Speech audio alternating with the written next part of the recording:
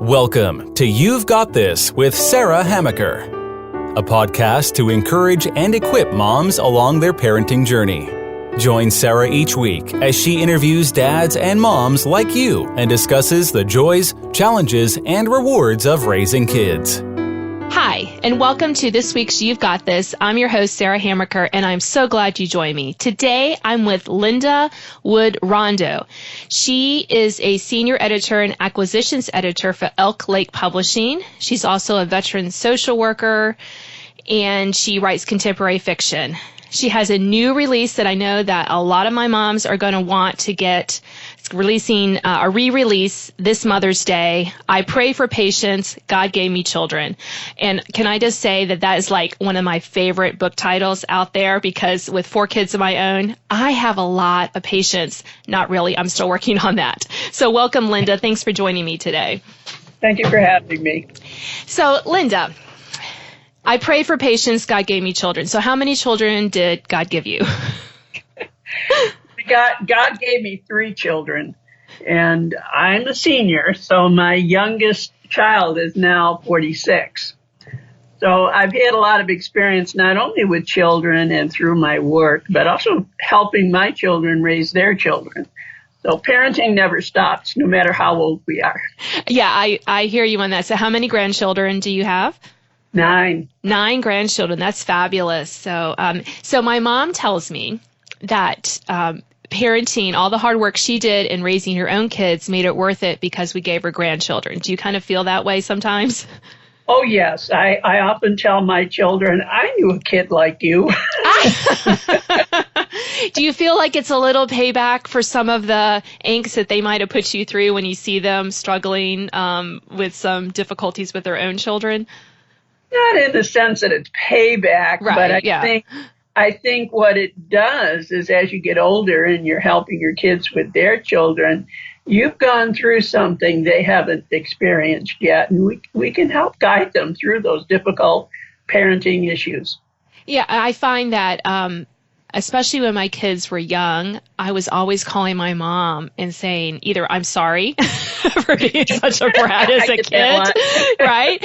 Or I kind of felt like I was like, okay, Mom, you've been through this, what am I doing? And I feel so blessed to have a mom and have a good relationship with my mom that, she's willing to answer those kind of questions. But I feel that kind of today, a lot of young moms maybe don't have that relationship with their mom, and so they might go to other sources that may not give them that tried and true wisdom. That's true. That's why I wrote the book. I wrote it years ago for my daughter, who was so busy.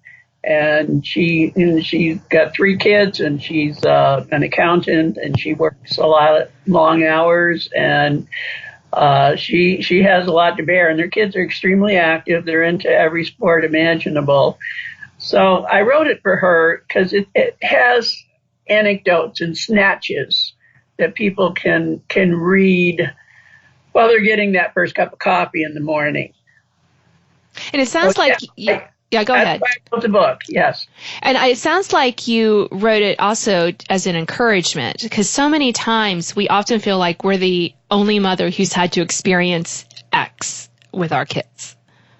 No, I think they'll find that even though it's been a few years since my children were small, they're going to relate to these anecdotes. I also take anecdotes from my social work experience as well. Yeah, so one of the snippets that you sent to me ahead of time was, if I'm the queen of my castle, why am I the one folding clothes? I love that, because don't we often, especially as mothers, feel like we are just drowning in that mundane part of our lives? So how do you encourage moms to, the clothes have to be washed, and when our kids are little, they really can't help. So how do we kind of work through that as moms?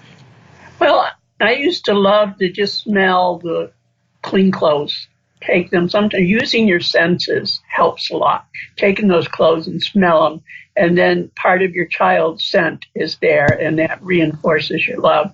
So that can be just an intangible as far as reaffirming the love you have for your child.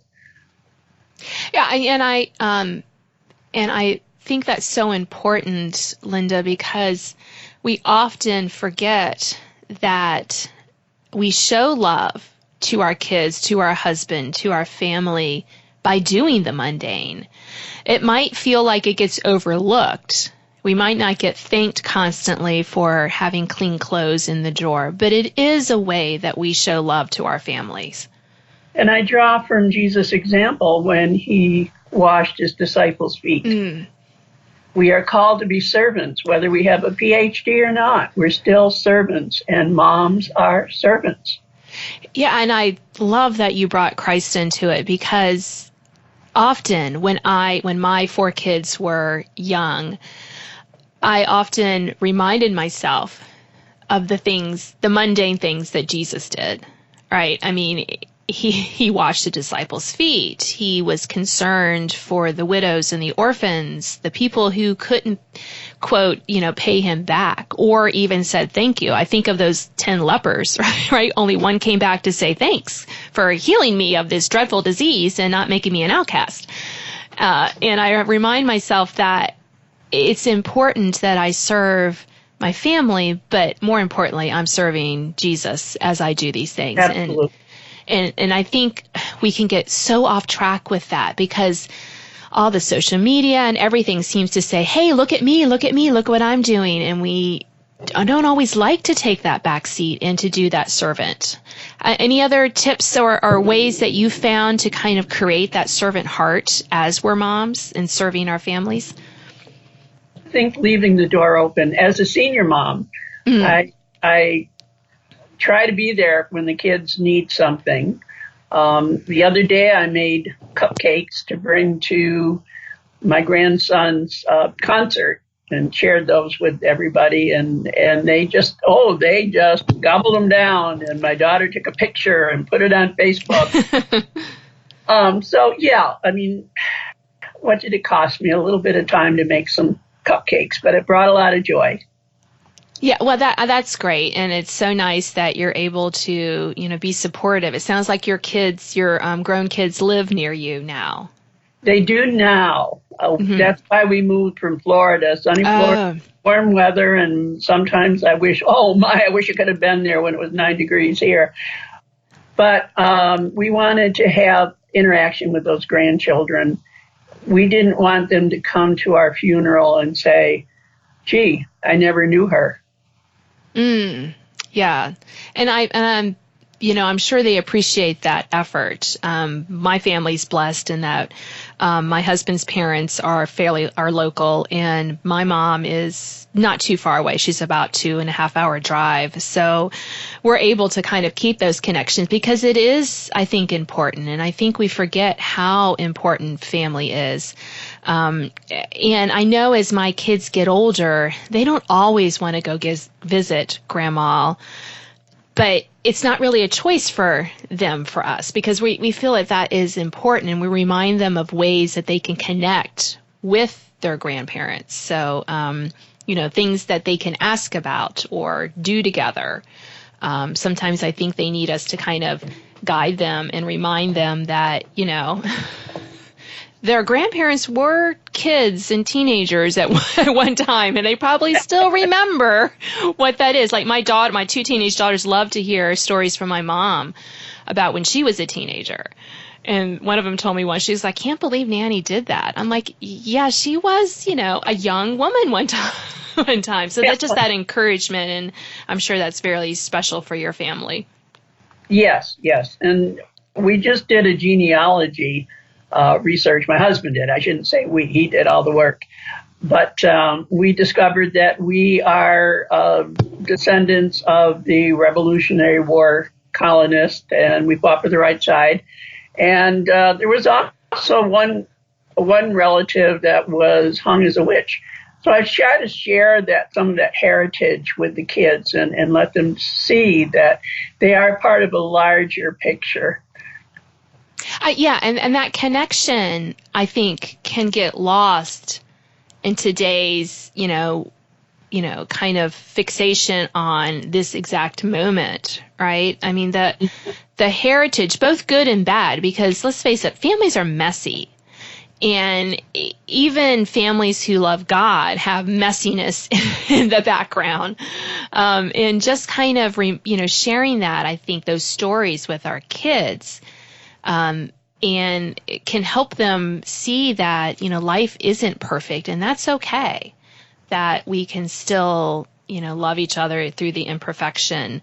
Another thought that you had in your book is about planning your day and then finding out at the end how different it was at the beginning. And that really resonated with me because I'm a list maker, and I'm like, here's what I'm going to do today. And it's been hard for me to let go and let the day kind of unfold. It's good to have a list, but not to be tied up in knots when that list turned out differently. Can you talk a little bit more about, parenting and the quest for order, I think you put it?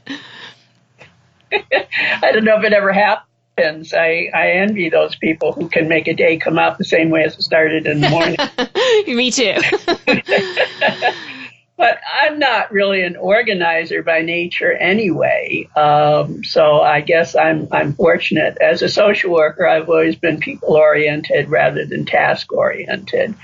So that kind of helps me with my personality structure, that I'm much more flexible when things don't go quite the way they should. I'm also one that likes a challenge, so so I might have to reorder something to make it happen. But it's just the way life goes. And I think you're happier as a person if you don't look at your task list and feel like you have to accomplish everything on that list. Sometimes you'll only accomplish one thing. And then rather than look at the 9 things out of 10 that you did not complete, look at the one thing and rejoice and celebrate that was accomplished. Yeah, I love that, because that really helps us to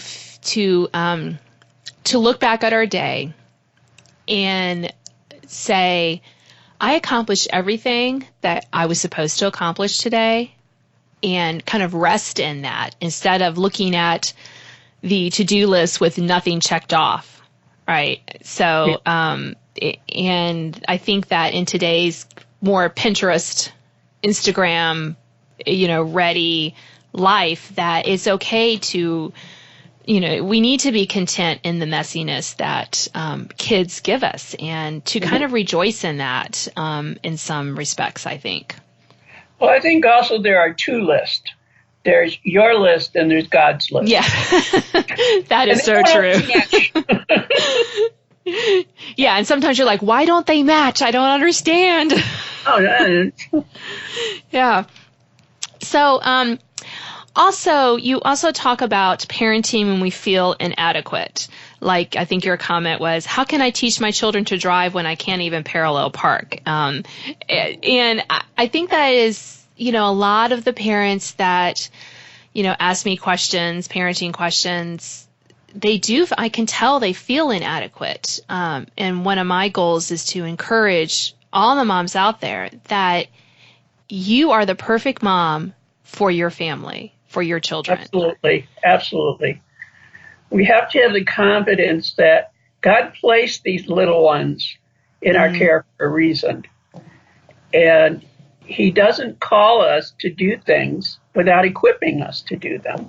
So whatever we lack, we can ask God, and He who gives all things abundantly will give us the wisdom to take care of these unexpected and situations that seem far beyond us.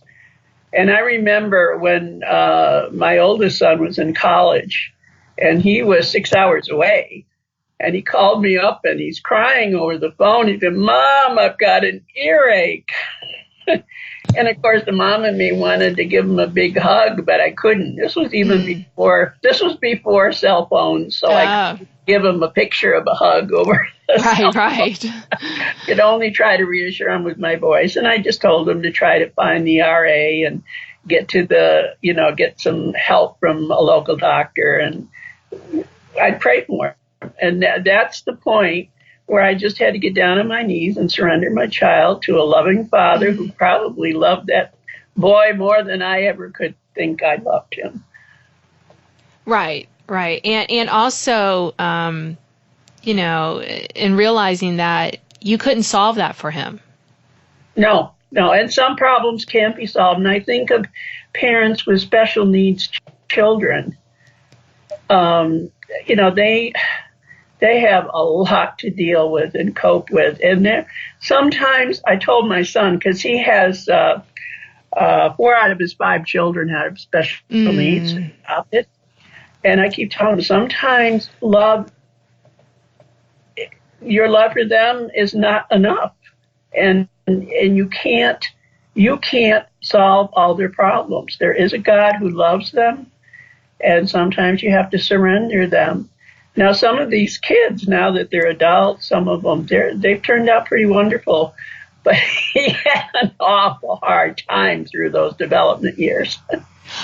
Right. And sometimes, I feel like I remind parents to just keep in mind that it might be hard now and easy later. It may be hard all through their childhood. And it may, to turn them into the adult that they are. We never know how God is going to use the trials of a child, even a small child, to mold them into the adults that they need, they're called to be. So how wonderful you were able to encourage your son through that, and your grandkids. Yes. Through that. They've turned out surprisingly well with all the baggage they've had to deal with, especially being adopted children. There's hereditary factors that come into play. So. Right. And then I think the last thing I'd like to talk about, because I think this kind of is a good kind of wrap up for our conversation today, Linda, is your comment about parenting through reality. I think you put it, wishing made it so I'd be wearing a size 8 and driving a Mercedes. And I laughed at that, but there's so much truth packed into that, because isn't that how we think we can do? If we just wish hard enough, our kids are not going to struggle in school, or they're not going to have this diagnosis or that development issue, or just have a really tough time in middle school, whatever it is. We kind of, sometimes we wish that we can make reality different. Well, I have to think of the example of the ultimate mom. And I'm sure when she held that baby in the manger, Mary, speaking of course, she did not see the cross in his future. Right. And so, there was a lot she had to deal with. And I think of the scripture verse, and she held all these things in her heart. And, I think, when we hold that baby in our arms, or when they come to us through adoption, or even our grandchildren, when we're looking at them, we see a future for them that may not be in tune with what God has planned for them. So dealing with the reality and not looking to ourselves as having failed our children, but trusting that God will take these children in the right steps towards his plan for them, not necessarily our plan for them. Does that make sense to you? Oh, yeah, definitely. And I think that is a great way to end our time together here today, because we need to give our children and let to God and let go. But we also, have a job to raise them in the best way we can. But there's that fine line between, pushing them to be who we feel they can be, and taking over their lives and trying to direct them into that reality. So you've been listening to You've Got This. I'm your host, Sarah Hamaker, and today I've had Linda Wood Rondo. She has a book coming out Mother's Day, re-release of I Prayed for Patience, God Gave Me Children, and I hope that you will pick up a copy of that book, and thank you for joining me this week. Thanks for listening to this week's podcast of You've Got This with Sarah Hamaker. Sign up to receive notification of new podcasts and listen to previous editions at sarahhamaker.com. Until next time, remember, parenting might be hard sometimes, but don't worry, you've got this.